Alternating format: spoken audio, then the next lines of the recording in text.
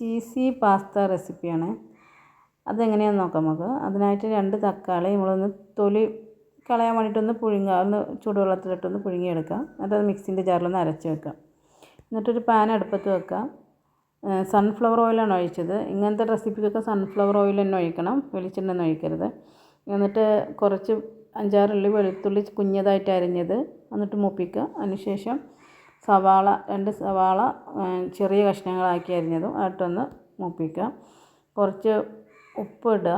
പിന്നെ കുറച്ച് മുളക് പൊടിയൊക്കെ ഞാൻ കുറച്ചേ ഇട്ടിട്ടുള്ളൂ. കുരുമുളക് പൊടിയും ഇടണം, അതൊന്നും ഞാൻ ഇട്ടിട്ടില്ല. കുട്ടികളൊക്കെ വിചാരിച്ചിട്ടാവുമെന്ന് ഞാൻ ഇട്ടിട്ടില്ല.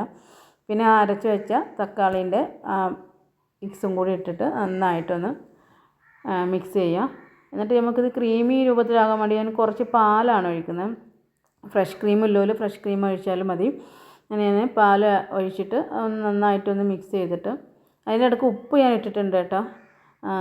മിക്സ് ചെയ്യുക. എന്നിട്ട് അതിന് ശേഷം പാസ്ത നമുക്ക് വേവിച്ച് വെച്ച പാസ്ത അതിലിട്ടിട്ട് നന്നായിട്ട് മിക്സ് ചെയ്യുക.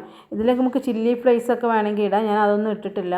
കുട്ടികൾക്ക് കൊടുക്കേണ്ടതായിട്ട് നമുക്ക് എരിവാണെങ്കിൽ അതൊക്കെ ഇടാം കേട്ടോ. ഇത് ഞാൻ എൻ്റെ അടുത്ത് ഇപ്പിൻ്റെ ഒരു പാക്കിൽ കിട്ടുന്ന മസാല ഉണ്ടല്ലോ, അതുണ്ടായിരുന്നു. അത് ഞാൻ കുറച്ചിട്ട്, പിന്നെ തക്കാളി 3 വേണമെങ്കിൽ എടുക്കാൻ ഞാൻ 2 എടുത്തുള്ളൂ. ഞാൻ അത് പുളി കുറവായതുകൊണ്ട് ഞാൻ കുറച്ച് ടൊമാറ്റോൻ്റെ കെച്ചപ്പും കൂടി ഇട്ടിട്ടുണ്ട്. പിന്നെ 2 ചീസ് സ്ലൈസും കൂടി ഇട്ടിട്ട് നന്നായിട്ട് മിക്സ് ചെയ്യാം.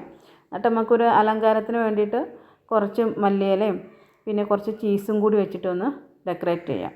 നല്ല ടേസ്റ്റി ആയിട്ടുള്ളൊരു പാസ്തയാണ്. ട്രൈ ചെയ്ത് നോക്കൂ.